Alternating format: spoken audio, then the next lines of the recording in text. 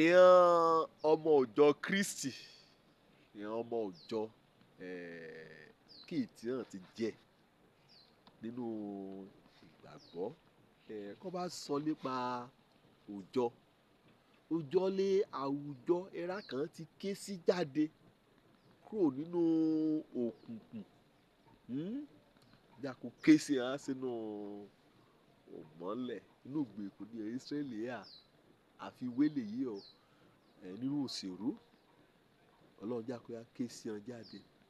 Ẹ̀rá kan pè jáde láti inú òṣèlú sínú alẹ̀ òlérí ìyẹn ní òòjọ́. Lónìí bá o Jésù yìí ti á gbé òòjọ́ rẹ̀ kalẹ̀. Kọ́ tí a mọ ìran ọmọ òòjọ́ rẹ̀ létọ̀ ẹ̀tọ́ torí kété oríṣiríṣi ọ̀nà lè lọ sínú òdàpọ̀ ìran ọmọ Ọlọ́run, ṣùgbọ́n wà á mọ ìran ọmọ òòjọ́ lépa ṣíṣàwárí pé ìran ẹ̀rá kéréje lọ́ra kété ọ̀nà kan lọ síbi òdàpọ̀. Ẹ̀rá kéréje kan jẹ́ pé a ti gbà án là nípasẹ̀ ìrònúpìwàdà ẹ̀ṣẹ̀ ran àti ìgbàgbọ́ kan nínú ìrúbọ Jésù Kristi kọ́ tí a mọ̀ ọ́n lè yé ni. Ọ̀nì kan ni yóò wé ọmọ òòjọ́ nìyẹn ṣùgbọ́n kó bá ti mọ̀ tì sí ìjọ kan kó mínú fìdọ̀ kó mọ̀ọ́mọ̀ kó ronúpìwàdà ẹ̀ṣẹ̀ rẹ̀ kó ríra rẹ̀ gẹ́gẹ́ bí elébi, gẹ́gẹ́ bí ọ̀nì kan bí nínú ẹ̀ṣẹ̀ kan lóyún ẹ̀ nínú ẹ̀ṣẹ̀ kó jogún ẹ̀ṣẹ̀ kì í mú mi ẹ̀ṣẹ̀ kì í jẹun ẹ̀ṣẹ̀ kó mẹ́ṣẹ̀ ṣeré. Ọdìjọ́ kan nìyẹn bá ti dé òkòríta ni kó dára rẹ̀ mọ̀ bí ẹlẹ́ṣẹ̀ kó ronúpìwàdà létọ̀ tọkàntọkàn inú ni ó rò ó jà kó pa àwa rẹ̀ dà kó dẹ̀ á mí ìgbàgbọ́ rẹ̀ sínú òdáríjì kó gbọ́ wí nínú Kristi Jésù nípasẹ̀ ìrere àti gbàlà ó ti ronúpìwàdà ó ti lè gbàgbọ́ nínú ọmọ Ọlọ́run. Ṣé kọ́ tí a mọ ọ̀rá àmì kan kó a mú mọ ìran ọmọ òòjọ́ Kristi lè yí ni. Kọ́ tí a mọ ìran ọmọ òòjọ́ ọmọlẹ́yìn Kristi Jésù ṣe lè pa orúkọ kan mú sàmì orúkọ inú Bíbélì kan mú kò wọ́n, ṣùgbọ́n wà á mọ̀ nípa wípé wọ́n ti dọ́ni òyípadà nípa ògbésẹ̀ kàn gbé nípa ohun kàn yàn ọ̀nìyàn mọ̀ọ́mọ̀ yàn ni. Ọlọ́run yọ̀ lẹ́ ògbàlà dédé àtúnbí ẹ̀yọ̀ lẹ́ẹ̀mọ́ ni òun ní mú wí nínú ìrere ti Jòhánù orí 3 yìí láì ṣe pé wọ́n bá tú ọ̀nìyàn bí yẹ́ ọ̀nì ni yẹ́ yóò yí ọ̀nù ìjọba Ọlọ́run.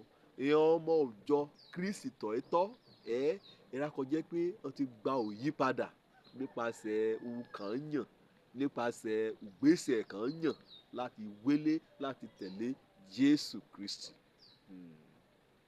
Kọ́ tí a mọ ìran ọmọ òòjọ́ létọ̀ẹ́tọ̀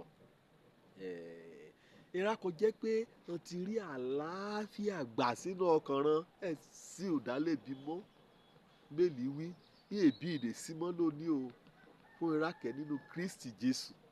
Ẹ̀rá kẹ́ ẹ̀dẹ̀ rìn nípa ti ọ̀ra ṣùgbọ́n kẹ́ rìn nípa tẹ̀mí kó bá lọ sínú ọ̀rọ̀ Ọlọ́run nínú Róòmù orí 18 ẹsẹ̀ 1 wà á rí iye níbẹ̀. Wọ́n ti rí àlàáfíà gbà nípasẹ̀ ẹ̀jẹ̀ Jésù Kristi kan etí kan mú gbọ́ bá wí ẹ̀jẹ̀ kan ta sílẹ̀ ni fún ìdáríjì ẹ̀ṣẹ̀ ran ọgbàmú ọ̀tẹ́ ọgbà ẹ̀jẹ̀ ni wí ọ ti wẹ ẹ̀ṣẹ̀ ran nù àlàáfíà Ọlọ́run ọjà kò yí ọ̀nù ọkàn òru ọ̀nì bá ọ̀yàn tí dọ́lé gbàgbọ́ lè yí ni o.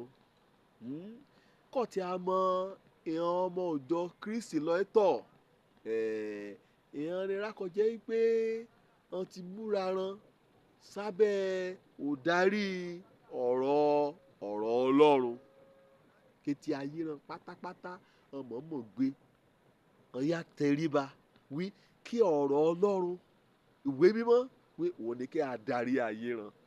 Ṣé kọ́ tí a mọ ìran ọmọ lẹ́yìn Kristi tọ̀ẹ́tọ́ lè yí ni fàmọ̀ wí ọmọ Ọlọ́run lè rà ẹ̀ ń ṣe.